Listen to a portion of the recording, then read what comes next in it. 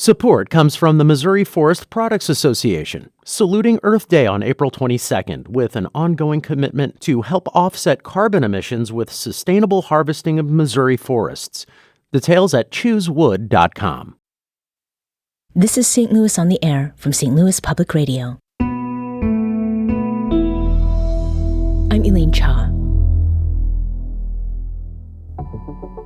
These extreme heat waves that are coming, anything we build, basically.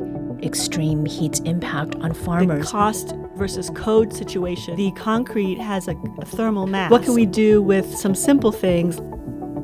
There's even a new invented, the whitest paint of all time. It's no question that St. Louis and most of the Midwest is heating up. We're experiencing what's called a heat belt forming across the country, and it's got us sweating in more ways than one.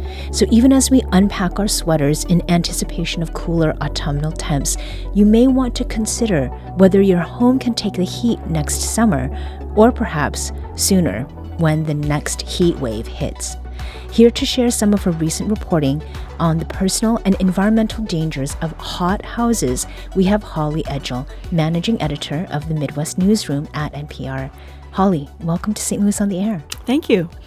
Now, Holly, your NPR Midwest Newsroom work has you talking directly with reporters and with members of communities in Missouri, Kansas, Iowa, and Nebraska. What got you interested in reporting on how houses are doing in cases of extreme heat? Well, it was kind of personal. It was last year. I remember when the First Street Foundation came out with the heat belt map, the extreme heat belt map, and I saw that our 4 states, Missouri, Iowa, Kansas, and Nebraska, were right in the bullseye of that heat belt. So that got me thinking, well, in 30 years, we're going to start feeling more spikes of this extreme heat, more longer heat waves. And I thought, I did the math in my head and I realized I'll be a senior citizen at that time if all goes well and I'm alive. Mm-hmm. And I thought, my goodness, what will life be like when we have those waves of extended 125-degree feels like temperatures. It's not healthy, not necessarily even for a young person, not just an older person. So that really got me thinking about our houses. Mm-hmm. And what kind of home do you live in now? So I live in Shaw, and I live in one of those wonderful old brick houses circa 1904. Mm-hmm. And definitely, I'm on the second floor. I live in an apartment. And definitely, when we get over 100 degrees feels like temperatures, I can feel the heat. It doesn't cool off. Right. I have central air, but the house does not cool off at night, and that perpetuates the heat again the next day. Mm-hmm. Now, this is not just a concern for folks who are older. In the piece that you did, you spoke with someone who's the father of a newborn. So this poses dangers all across the age range, right? That's right. So the state climatologist of Iowa just happens to have an 8-week-old son. And when we had that heat wave in August, the baby was about a month old, and they were trying to keep the temperature at least 20 degrees cooler inside than it was outside. So it was about 95. So 75 was about the best they could do. They were trying to get down to under 70. They couldn't. They live in an older house. Older houses are leaky. They're not airtight. They may, even if you put in new windows, it may not be the exact right sort of solution for keeping the cool in and the heat out. Mm-hmm.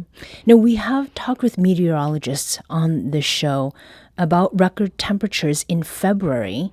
Environment reporters talking about the heat belt that we've mentioned forming across the Midwest, and then other reports about extreme heat's impact on farmers, and very recently, even in our schools. What do you think is missing, Holly, from that whole conversation when it does come to our own homes? I think that what I learned in my reporting is that there are a lot of different competing forces when it comes to figuring out a solution and getting us all on the same page, if you will, to prepare for these extreme heat waves that are coming. 2 of the key ones are really cost and building codes. And these also apply to places like schools, nursing homes, anything that's part of what designers call the built environment, anything we build, basically. And that is, we don't have a uniform standard from coast to coast in the United States for building codes.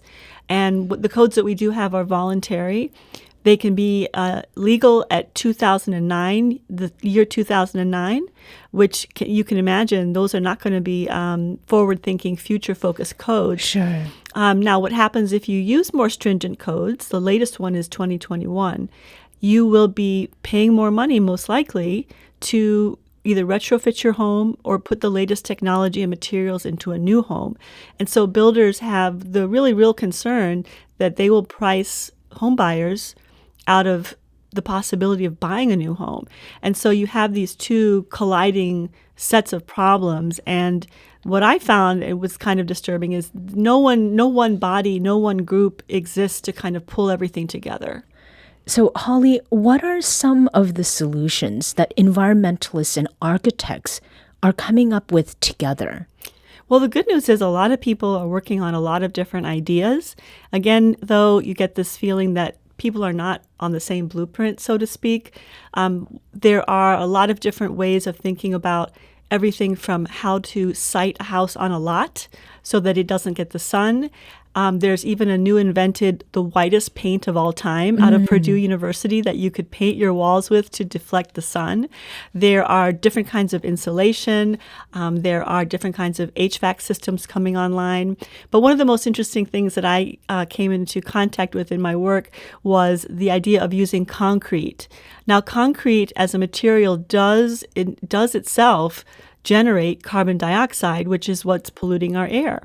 But Professor Hongxi Yin at WashU, actually, here in St. Louis, he and his students have been experimenting on something they call Crete House, which is concrete, prefabricated concrete walls and roof. Basically, the special formulation of the concrete makes it lighter, so it's easier to build with.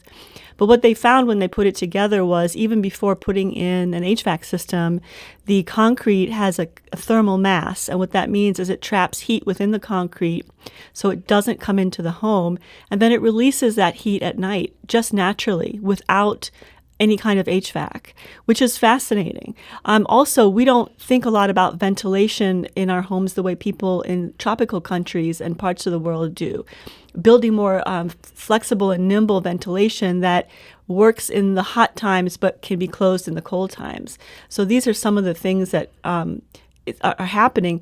There's a host of different examples out there. Even Phoenix, Arizona, which is so hot, they're also grappling with this because they have already a housing shortage. It's extremely hot, and the cost versus code situation is also impacting Arizona. Mm-hmm.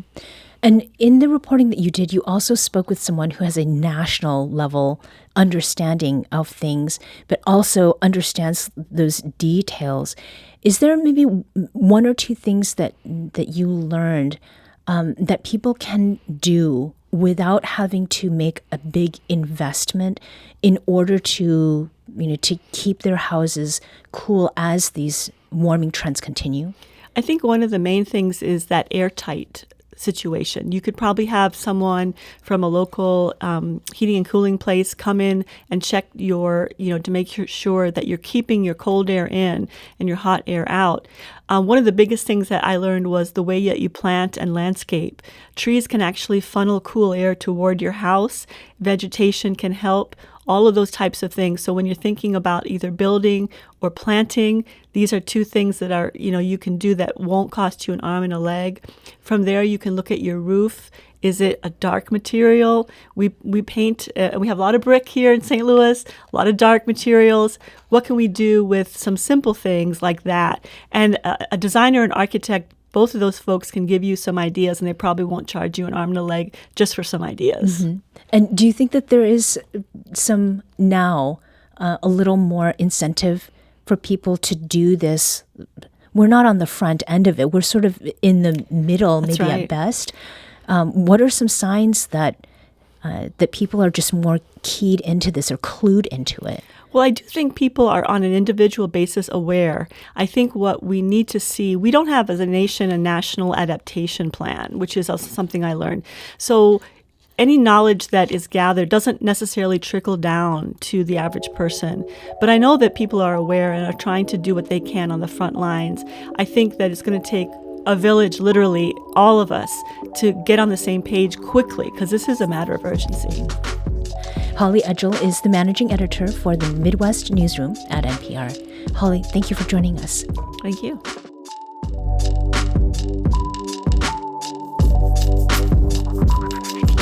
This episode was produced, recorded, and edited by Maya Norfleet. Our audio engineer is Aaron Dorr. This podcast was mixed and edited by Aaron. Our executive producer is Alex Hoyer. St. Louis on the Air is a production of St. Louis Public Radio. Understanding starts here. St. Louis on the Air proudly supports local artists by using music from Life Creative Group. Do you find yourself regularly listening to episodes of St. Louis on the Air? Suggest us to a friend you think might enjoy our conversations, and leave us a review and rating on Apple Podcasts on the App Store. It's the simplest way to help people discover our show. Thank you.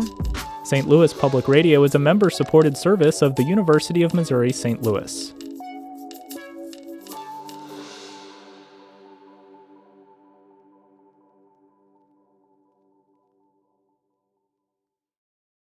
Support comes from the Missouri Forest Products Association, saluting Earth Day on April 22nd with an ongoing commitment to help offset carbon emissions with sustainable harvesting of Missouri forests. Details at choosewood.com.